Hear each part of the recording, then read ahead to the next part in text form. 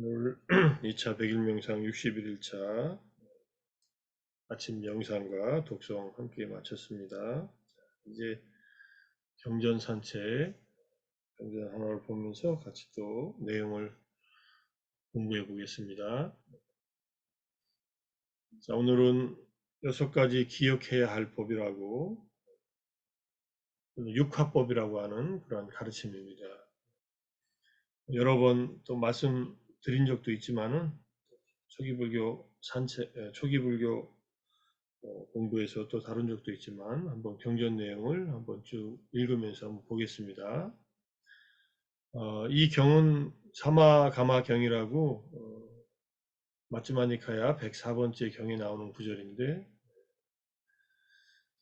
자이나 교도의 스승 니간타 나타푸타가 이제 입적하고 나서 그 자이나 교도들의 교단이 또 승단이 분열되는 것을 지켜본 부타께서 어떻게 하면 승가 공동체가 분열하지 않고 서로 화합하면서 잘 지낼 수 있는가 하는 것을 이제 가르친 그런 경전입니다.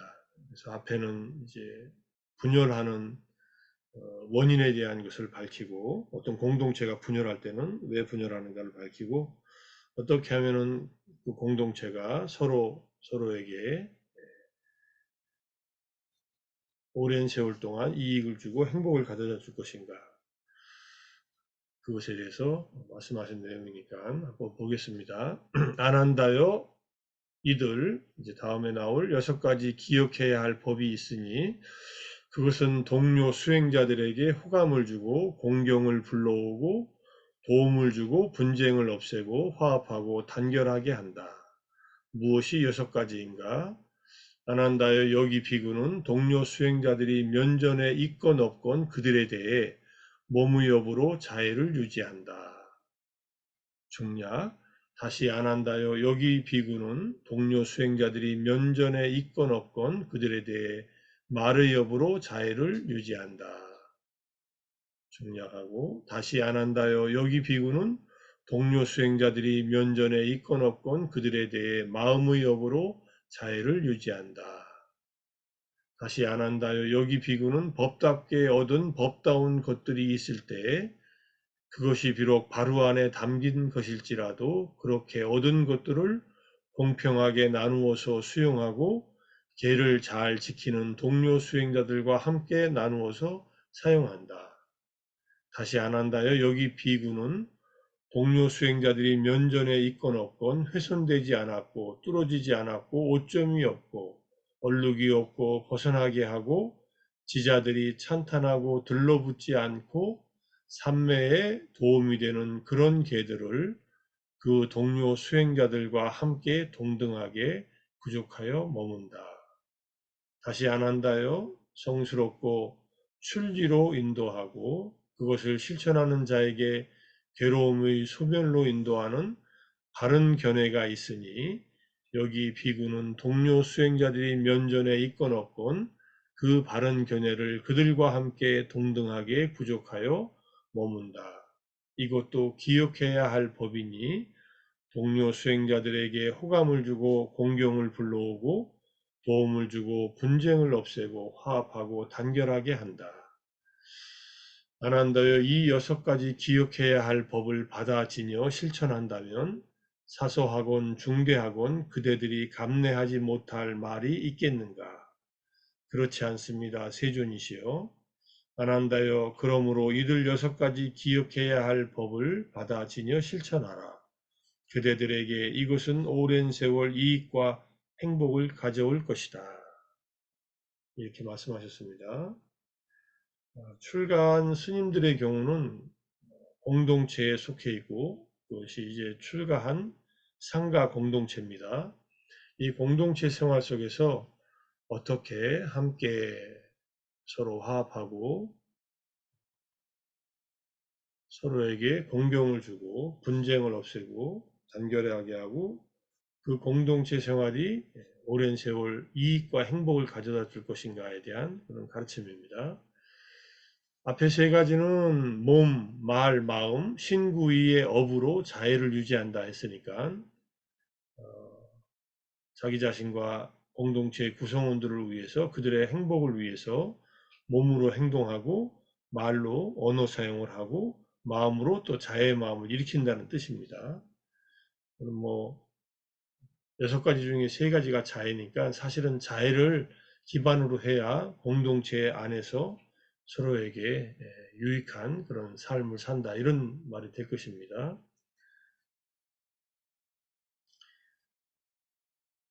혼자 사는 삶은 부처님께서 또 찬탄하신 삶이지만은 혼자 살면서 수행할 수 있는 그 힘을 기르는 것과 함께 살면서 서로에게 의지가 되고 마치 물과 우유가 서로 섞이듯이 화합하고 살면은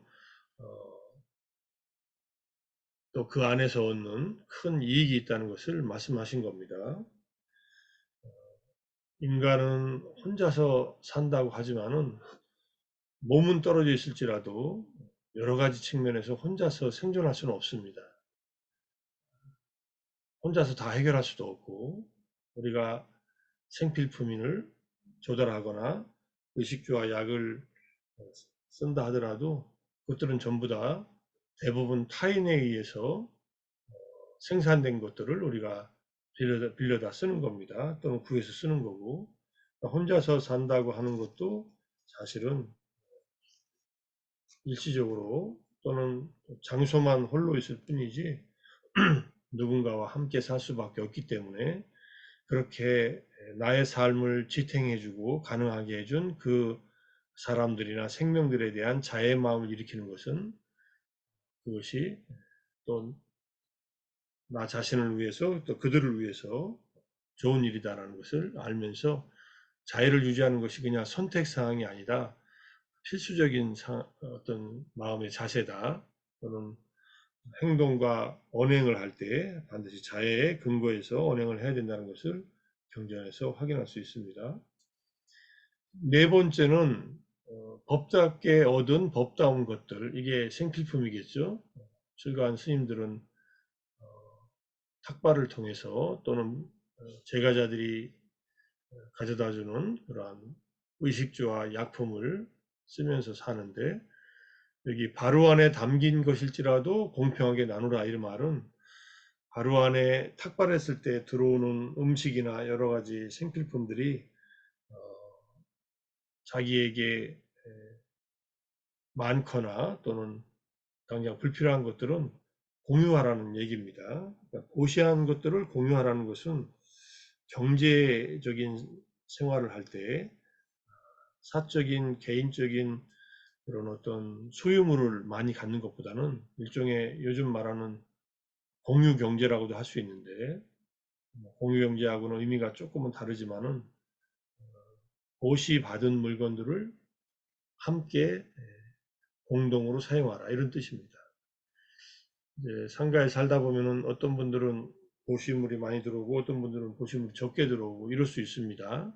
그럴 때에 고시물을 많이 받은 분들이 적게 받은 분들과 함께 공유하라는 말은 요즘 사회로 하면은 경제적인 어떤 불평등을 해소할 수 있는 그러한 삶을 함께 살아가라 사회 구성원들이 그렇게 얘기한다고 볼 수 있습니다. 엊그제 뉴스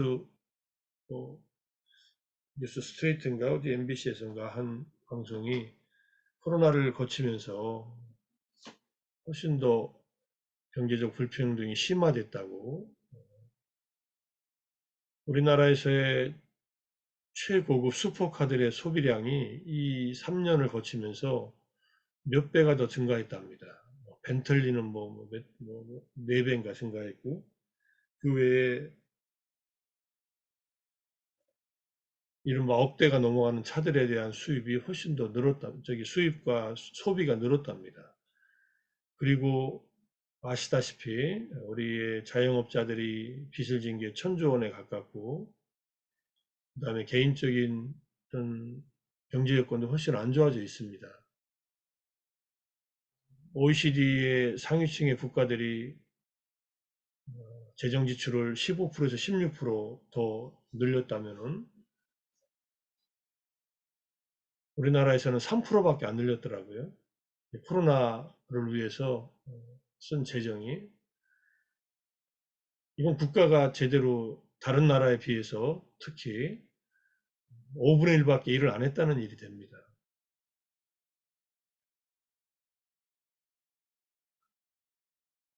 그래서 사회적으로 많은 사람들이, 대부분의 사람들이, 우리가 알고 있는 주위의 많은 사람들이 더 어려워진 이 상황에서 만약에 이 4번의 이 부다의 이 가르침을 우리 사회 공동체 전체에 적용한다면은 좀 더 경제적 불평등을 해소하는 쪽으로 살아야 되지 않겠느냐는 그런 교훈이라고 할 수 있습니다.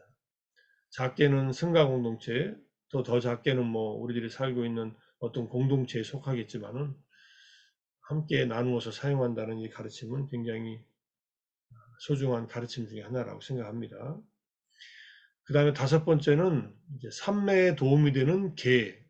이 계는 출가한 분들은 구족계 또는 십계 그런 계들을 함께 동등하게 구족하고 머문다. 계를 같은 계를 지키지 않으면 스님들이 함께 살지 않습니다. 계와 율에 대한 해석이 달라지면은 스님들은 함께 살지 않고 서로 같은 계와 같은 단말을 해석하는 분들이 따로 모여 삽니다. 불교는 그렇게 해서 그런 계와 율을 함께 지키는 분들의 공동체가 이어온 그런 승가 공동체로서 이어져 왔는데 어쨌든 함께 모여 산다면은 삼매에 도움이 되는 계라고 했으니 계를 지키지 않으면은 삼매를 이루기 어렵기 때문에 계를 함께 지킨다 이런 말입니다. 제가자들의 경우에는 제가자들이 지켜야 할 규범을 말하겠죠. 어떤 공동체, 근데 사단법인 같으면 사단법인의 정관에 해당하는 그런 규율을 말할 것입니다. 규범을. 그런 것들을 같이 지켜야만 서로 간의 그 공동체가 단결을 하고 누구는 그 공동체의 규범을 지키는데 누구는 안 지키는 사람이 들어와 있으면은 공동체가 유지가 되기 어렵다는 얘기입니다. 그런데 법인체에서 만들어 놓은 어떤 규범이 있을 때 그것을 지키지 않는 사람이 있다면은 그 규범을 같이 지키는 사람들이 지키지 않는 사람들을 그 공동체 밖으로 이렇게 내놔야 됩니다. 그래야 공동체가 화합을 하니까. 불교 승가가 청정성을 유지한 것도 유지해 오면서 지금까지 2600년 동안 잘 이어온 것은 바로 이 함께 지키는 계를 잘 지켰기 때문에 상가의 공동체가 유지가 됐다 이렇게 볼 수 있습니다. 4번, 5번을 잘하는 것이 사실은 승단의 기본적인 토대이다 이렇게 볼 수 있고요. 어떤 공동체라도 함께 규범을 잘 지키고 공동체의 그런 어떤 경제적인 활동을 투명하게 한다는 것은 공동체 구성원 간의 서로의 이익과 행복을 위해서 중요하다 이렇게 볼 수 있습니다. 4번 같은 경우는 예컨대 뭐 공동체가 있으면은 서로 회비를 내자 해가지고 회비를 낼 경우에 서로에게 부담이 되지 않는 범위 내에서 회비를 정하고 서로 회비를 내거나 또는 뭐 서로에게 공동체의 어떤 유지를 위해서 좀 여유가 있는 사람들이 또 더 많은 특별 회비 같은 것을 내는 것이라고 할 수 있습니다. 요즘에는 뭐 어떤 회의 장이 되면은 학회도 그렇고 돈을 많이 내는 사람들이 장이 되는데 회장이 되고 하는데 뭐 그것도 하나의 방법이라고 할 수 있지만은 뭐 그것 외에도 그 구성원들이 함께 서로 간에 경제적 부담을 나누는 것이 의미가 있다고 생각을 합니다. 그 다음에 여섯 번째는 성스럽고 출리는 이제 욕망에서 벗어나서 넷감마라고 해서 감각적 욕망이든 욕망에서 벗어나는 것을 말하고 그 다음에 괴로움의 소멸로 인도하는 바른 견해 결국은 팔정도에서의 정견이라고 할 수 있고요. 이러한 정견, 바른 견해를 동등하게 구족하여 머문다.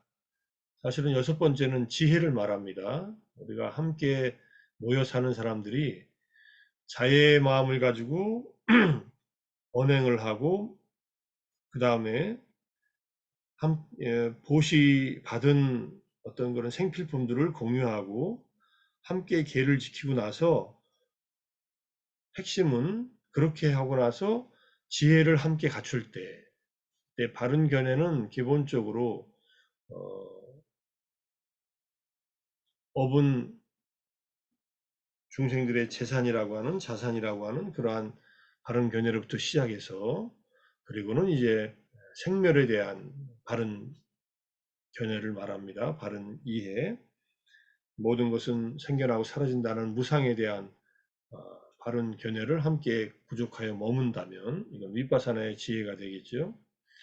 그렇다면은 이것이 호감을 주고 서로에게 공경을 불러오고 도움을 주고 분쟁을 없애고 화합하고 단결한다. 공동체가 모여 사는 것만으로는 안 되고 공동체가 함께 계를 바탕으로 자애를 실천하고 지혜를 실천하며 산다. 이렇게 하면은 기본적인 이 6가지 기억해야 할 법이 무엇을 내포하고 있는가를 알 수 있습니다. 함께 보시물을 공유하고 경제적인 활동을 공유 경제로 삼고 그 다음에 도덕적 규범을 함께 공유하고 자애와 그 다음에 지혜를 함께 갖춘다.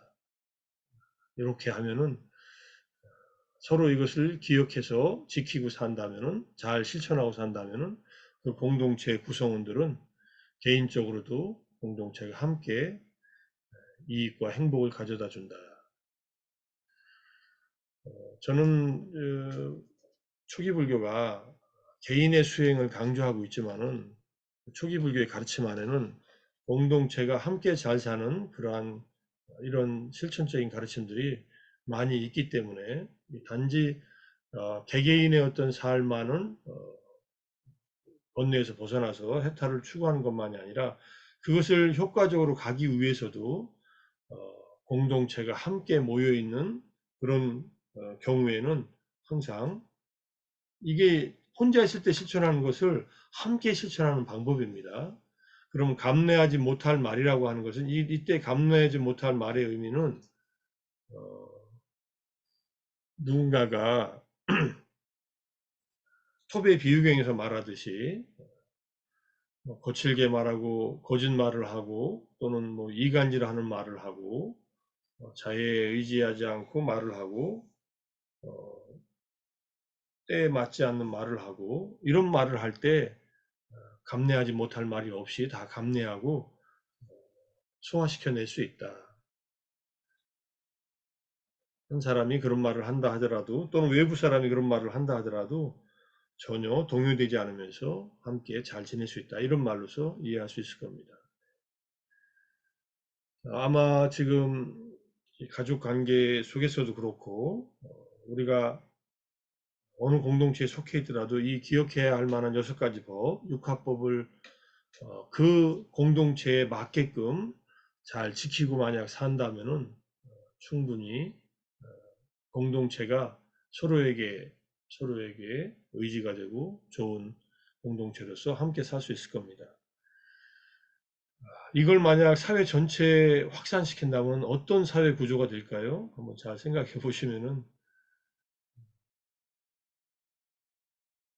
불교는 불교 전체는 불교의 가르침은 해탈, 자유를 지향하면서 개인의 자유와 공동체 속에서의 함께 추구하는 자유가 함께 이루어지고 그 다음에 평등하게 공유하는 경제체제를 중요시하고 그리고 지혜를 지향하는 그 다음에 도덕적 규범이 살아있는 그러한 사회 구조를 이 부처님은 사회에서 그러니까 일반 사회에서 할 수 없었기 때문에 쉽지 않았기 때문에 이것을 상가라고 하는 공동체 속에서 구현하려고 하셨다. 그리고 그것이 구현된 상가들은 번영하고 더 확장되고 많은 사람들에게 귀의를 받고 그렇게 살아남았다. 이렇게 볼 수 있습니다. 만약에 이것이 무너진 상가라고 한다면은 결국은 그 상가는 외적인 제가자들로부터 존중받지 못하고 지지받지 못하기 때문에 위험하다. 이렇게 볼 수 있습니다. 상가 구성원들이 된 스님들의 경우에는 이 육가법을 상가에 출가한 스님들의 공동체를 유지하는데도 이게 기본적인 삶의 방식이지만 교단 전체, 제가자들을 포함한 교단 전체에도 이것을 어떻게 구현할 것인가 하는 것을 고민하면서 함께 그 길을 펼쳐내려고 살아야 되지 않을까. 만약 이것이 이루어지지 않는다면 상가가 분열하고 상가 내에서도 서로에게 도움이 되지 못할 수도 있고, 그리고 교단 자체도 굉장히 어려워진 그런 상황에 놓일 수도 있습니다. 그래서 이건 기억해야 할 것이 아니라 잘 기억하고 잘 실천해야 할 법이다라고 기억하면서, 만약에 우리가 어떤 공동체를 구성한다고 할 경우에는 이 6가지 원리를 어떻게 함께 잘 갖추어 나가야 될 것인가 하는 것을 염두에 두고서 그런 공동체, 사회 구성원들이 서로 이해하면서 이걸 항상 되새겨야 한다, 이렇게 생각하고 있습니다. 자, 좀 얘기가 길어져서 다양한 얘기를 했지만은, 사회를, 어떤 공동체의 행복을 가져오기 위해서 개인들이 해야 할 노력과 함께 할 노력이 서로 잘 결합돼야 된다. 그래서 다시 한번 확인하면서, 또 다음에 또 이 내용은 또 공유할 때가 또 올 겁니다. 우리가 잊지 않도록 잘 공유해서 일상에서 우리가 개인적인 삶에서도 계율을 지키고 경제적 활동을 하면서, 그다음에 자애와 지혜를 갖추는 그런 삶을 살아간다면 우리들의 이익과 행복이 오래 우리에게 지속될 것이다라고 생각할 수 있습니다. 자, 오늘 61일차 아침 경전 산책까지 이렇게 마치고 시간이 다 돼서 마무리해도 될까요? 네. 질문 있으신 분은 단톡방에 질문 올리든지 저한테 개인적으로 톡을 주세요. 그러면 다음 시간에 제가 거기에 대한 답을 드릴게요. 여기다가 쓰기 어려우시면은.